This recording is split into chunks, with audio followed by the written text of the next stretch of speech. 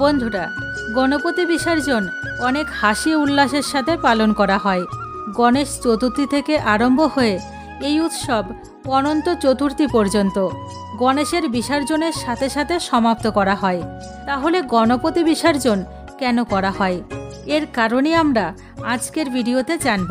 তার আগে যদি আপনি একজন সনাতনী হয়ে থাকেন তাহলে অবশ্যই কমেন্টে লিখুন জয় গণেশ।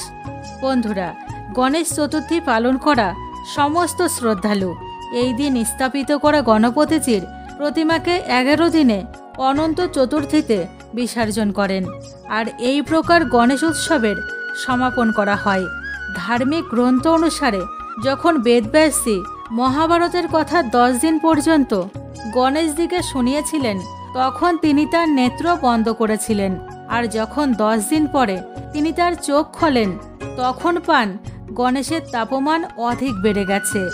আর তখন ওই সময়ে বেদব্যাসজি গণেশজিকে তার নিকটে অবস্থিত একটি কুণ্ডে স্নান করান, তাতে গণেশের শারীরিক তাপমান কম হয়। এই জন্য গণপতি স্থাপনার আগামী 10 দিন পর্যন্ত গণেশজির পূজা করা হয়।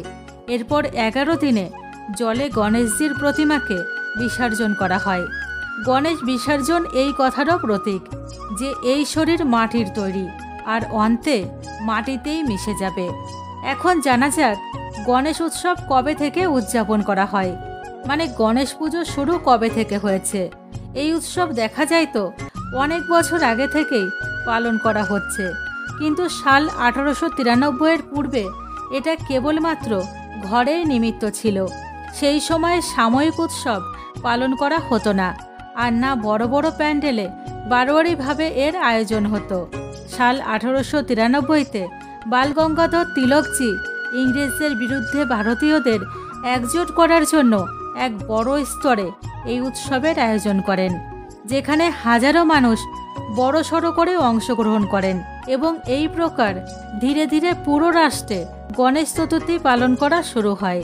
বাল গঙ্গাধরজি এই আয়োজন মহারাষ্ট্রে করেছিলেন। এই কারণে মহারাষ্ট্রে এই পরব অতি ধুমধামের সাথে পালন করা হয়। তিলক এই সময় স্বরাজের জন্য সংঘর্ষ করেছিলেন, আর তখন ওনার এমন একটা মঞ্চের খুবই প্রয়োজন ছিল যার মাধ্যমে ওনার আওয়াজ অধিক থেকে অধিক ভারতীয় পর্যন্ত পৌঁছায়।